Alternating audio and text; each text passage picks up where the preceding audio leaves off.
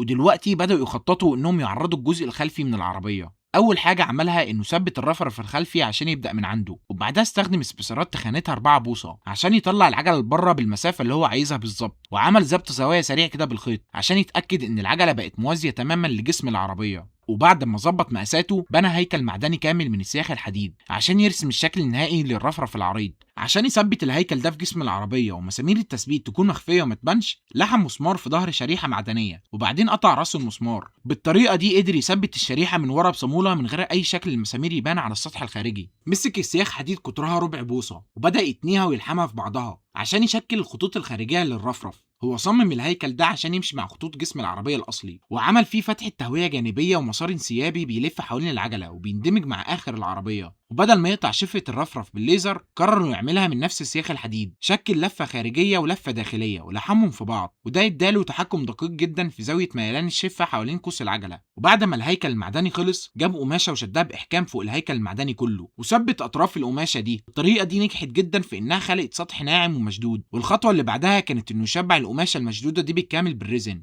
وفعلا بدأ يحط ريزن على حواف القماش، بس وهم بيحطوا وزن الريزن خلى القماش يهرول ويبوظ الشكل اللي كانوا مخططين ليه، فشالوا القماش قبل ما ينشف. فقرروا انهم هيستخدموا نوع قماش مخصوص اسمه سيسو نايت. الميزه في القماش ده انه بينكمش وبيتشد لما بيتعرض لدرجه حراره عاليه، وبما ان القماش الجديد هياخد وقت على ما يوصل، استغلوا الوقت ده وبداوا يعملوا الوايت بادي للناحيه التانيه بنفس الطريقه ونفس المقاسات. وعلى ما خلصوا القماش كان وصل، فبداوا يثبتوه على الهيكل، وبعدها فردوا القماش على الهيكل بالكامل في الجنبين، وكانوا بيستخدموا هيت جن، وده اللي خلاه يتحول لسطح مشدود جدا وصلب. وبعد ما القماش اتشد، حط عليه ريزن المره دي، وعشان القماش مشدود وقوي حافظ على شكله المثالي وهو بينشف. والخطوه الجايه كانت مرحله الكربون فايبر. فرد اول طبقه من كربون فايبر بحرص على الرفرف وقصها على الحواف بالظبط، وبعدين شبعها بالريزن. وبعد ما الطبقه الاولى نشفت، الرفارف بقت قويه كفايه انها تتفك من جسم العربيه. وبعد ما فكها، اول حاجه عملها انه نعم وصنفر الحواف الحاده للكربون فايبر. وعشان يزودوا صلابه الوايت بادي، استخدموا شرايط فايبر جلاس متقطعه حوالين كل اماكن التثبيت عشان يزودوا سمكها وقوتها. وبعد كده غطوا السطح الداخلي بالكامل بطبقه من بقايا الكربون فايبر، وده عشان يزودوا الصلابه اكتر واكتر. وكده بقى عندهم رفارف وايت بادي من الكربون فايبر خفيفه وقويه،